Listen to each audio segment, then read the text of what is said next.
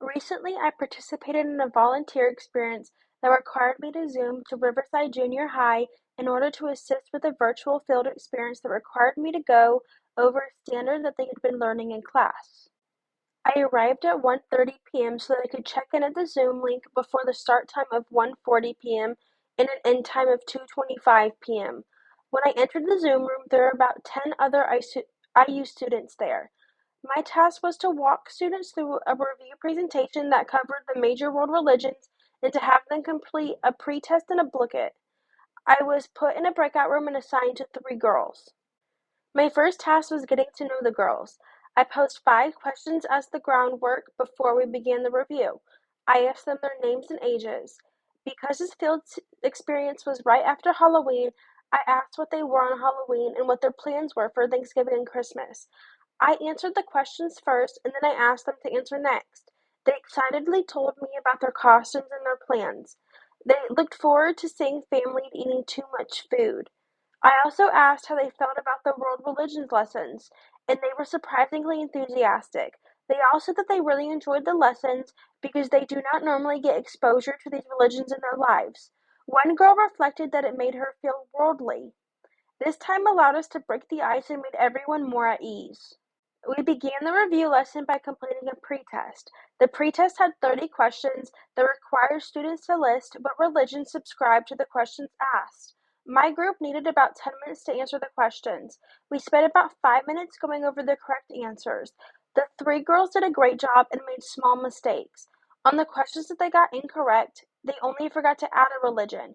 For example, if there were 3 religions that were correct answers, they would only have written 2. As we went through it, they were quick to correct their own mistakes before I even gave them the correct answers. We completed a booklet next. It had 18 questions and it took us 15 minutes to complete. Olivia and Parker were toe to toe throughout the whole competition.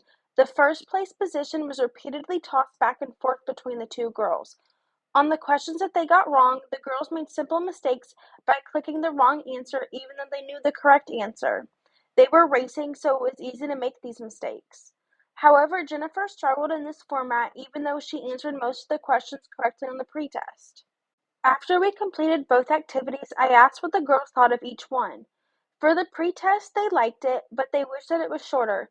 They did not blame the format for the mistakes, but they said that they made mistakes because they were becoming bored with the activity. For the booklet, they loved the game. The competition was friendly and it made them want to do better. Jennifer said that she did not like the Kahoot as much because she did not like the feeling of being rushed. The clock made her feel flustered even though she knew the correct answers. During this experience, I was able to help students review the connections and differences of the world religions they were previously studying. Rather than teaching, I was able to provide a fun activity that encouraged participation and friendliness between peers. By using Blooket, students were able to have fun during this review time. The slideshow I prepared with the questions to the girls allowed us to connect and made the time more enjoyable. This use of technology contributed to the girls' learning because it allowed them to see their mistakes and to learn from them in different fun ways. I would do this in my future classroom even though students will favor different activities over others. Technology allows access to different activities that benefit students in different ways, but it also allows real-time corrections that help students get the correct answer quickly. This experience went very well, and I think that was because we connected so well in the beginning with the icebreaker questions. The hardest part of the experience was trying to get Jennifer to become comfortable after she made mistakes. Her mistakes seemed to make her withdraw, and I did not know how to draw her back in over Zoom.